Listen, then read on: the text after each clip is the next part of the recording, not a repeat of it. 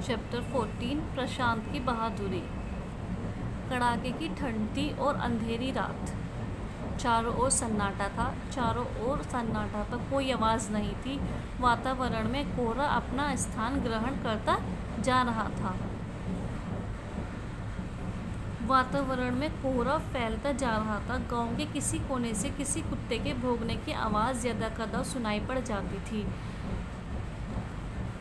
गहन अंधकार में केवल काली माँ के ही दर्शन होते थे। अंधेरे में केवल काला रंग ही दिखाई दे रहा था। बिस्तरों में दुबके लोग नींद में बेसुध थे। अचानक छत पर किसी के कूदने की आवाज़ आई। आहट पाकर प्रशांत की आंख खुल गई।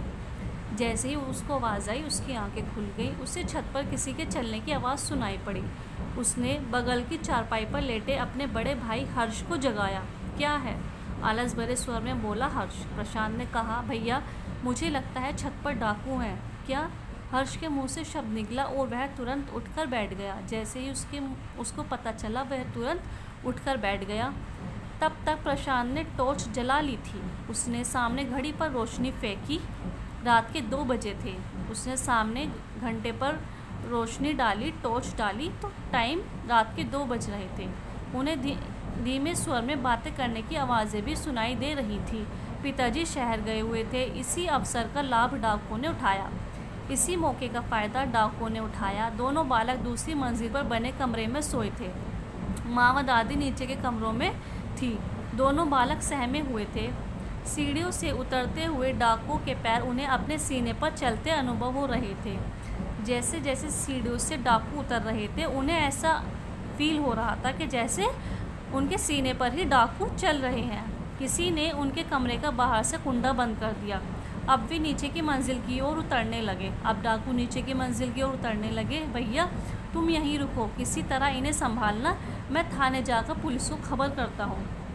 उसने कहा, भैया तुम यहीं रुको, इन्हें संभालना और मैं पुलिस स्टेशन जाकर उनकी खबर करता हूँ। प्रशांत बोला। उसने खूंटी पर टंगी पिताजी की धोतियों को आपस में गांठ लगाई। चुपके से छज्जे वाला दरवाज़ा खोला और धोती का छोल छज्जे के रेलिंग में बांधकर वह नीचे गली में उतर गया। नीचे के कमरों में डाकू दरवाज़ा तोड़ने में लगे थे। डाकू नीचे का दरवाज़ा गेट तोड़ रहे थे। एक डाकू ऊपर छत पर टहल रहा था। प्रशांत के निकल भागने का किसी को पता न चला। लगभग 2 किलोमीटर की दूरी पर था पुलिस स्टेशन। प्रशांत बेतहाशा दौड़ता जा रहा था। थोड़ी ही देर में प्रशांत वहां पहुंच गया। उसका सांस फूल रहा था। कौन है? क्या बात है? पहरे पर खड़े सिपाही ने पूछा कि कौन है, क्या बात है? प्रशांत ने अपनी फूलती सांस पर काबू पाते हुए जल्दी जल्दी सारी बातें बता दी। सिपाही उसे भीतर दरोगा के पास ले गया। सिपाही उसको अंदर ले गया दरोगा के पास। दरोगा ने उसकी बात सुनते ही तुरंत जीप ले चलने को कहा। थोड़ी ही देर में प्रशांत का घर पुलिस द्वारा घेरा जा चुका था। अब गांव के लोग भी जाग चुके थे।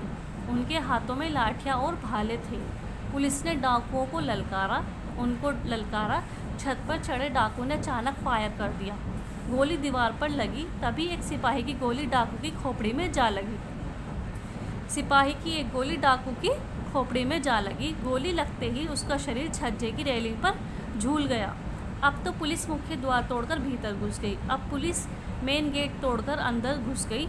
साथ में गांव वाले भी थे। डाकुओं ने अधिक प्रतिरोध नहीं किया और पकड़े गए। डाकुओं ने बचने की कोशिश नहीं करी और पकड़े गए। अभी उनसे किसी कमरे का दरवाज़ा टूटा ना था। 4 डाकू जीवित पकड़ लिए गए। 5वां छत पर मरा पड़ा था। पुलिस और गांव वालों ने प्रशांत के साहस की जी भरकर प्रशंसा की। पुलिस और गांव वालों ने प्रशांत के बहादुरी की जी भरकर तारीफ करी। अगले दिन पिताजी शहर से लौटकर आए। उन्हें पता चला। सबसे प्रशांत के विषय में साहस भरी बातें सुनकर उनका माथा गर्व से ऊंचा हो गया। जब सबने प्रशांत की तारीफ करी, उनको बताया, तो प्रशांत के पापा का माथा गर्व से ऊंचा हो गया।